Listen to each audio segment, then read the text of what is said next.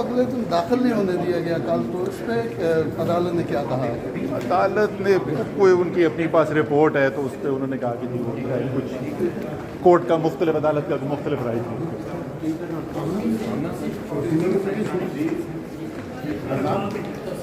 Sir सुना है इमरान खान साहब आपसे साइन आपसे कराएंगे एक दफ़ा फिर भाई।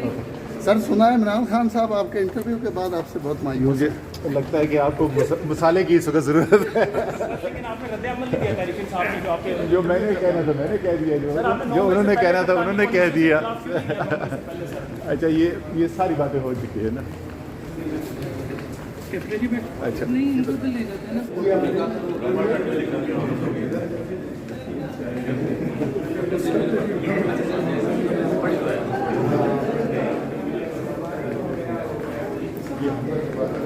अतीक का बहुत फेवरेट है। वो तो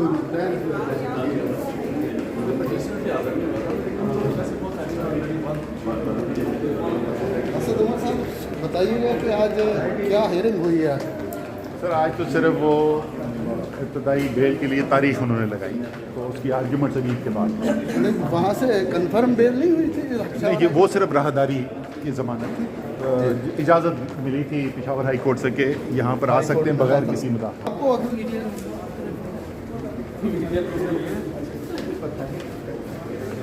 उमर और दीगर के आप केस की वकालत कर रहे हैं, क्या डेवलपमेंट है आपका? डेवलपमेंट ये हैं कि एडिशनल सेशन जज सिपरा साहब ने प्री अरेस्ट बेल जो हैं वो ख़ारिज की बवजूद, तो इसके बाद हमने अदालत आलिया इस्लामाबाद से रजू किया। बदकिस्मती से जब दोनों पिटिशनर असद उमर साहब और शाह महमूद साहब दाखिल हो रहे थे तो इस्लामाबाद पुलिस ने इनका रास्ता रोक लिया। इस पे हमने फाजिल जज साहब को आगाह किया, अरबाब मोहम्मद ताहिर साहब को, जिन्होंने इस ज़िम्मन में रजिस्ट्रार को इंक्वायरी का हुक्म दिया।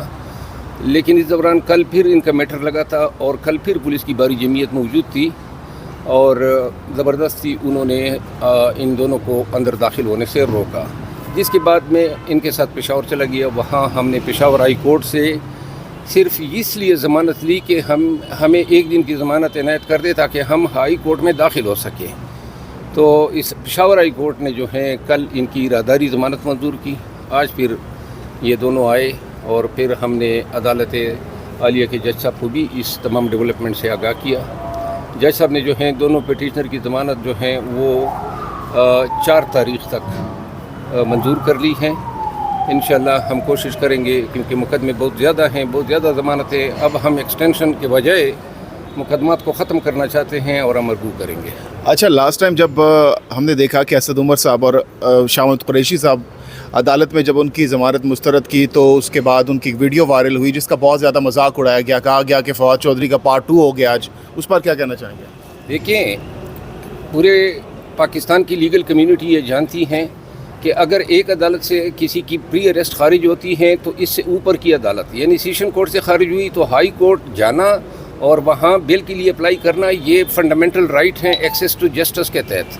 तो लिहाजा अगर कोई शख्स जो है उसको अंदेशा है कि बेल के अखराज के बाद पुलिस उसको गिरफ़्तार कर सकती है तो उसका वहाँ से निकलना ताकि कोई नाखुशगवार वाक़या पेश ना आए। और दूसरी बात ये है कि उस दिन जिस दिन बेल खारिज हुई मैं मौजूद था वहाँ पे, तो इन दोनों ने बल्कि जितनी भी हमारे पिटिशनर्स थे पीटीआई के और भी क़यादत थी, असद कैसर साहब थे उसमें, अनवर ताज साहब थे, तो हमने वहाँ पे तमाम जो पिटिशनर थे, ये वकला का काम होता है कि ऐसे मौके पर अपने क्लाइंट की इज़्ज़त बचाएं ताकि वो गिरफ़्तारी से बच। अगर वो गिरफ़्तार हो जाते तो आज ये हम ये रिमीडिएबल नहीं कर सकते थे।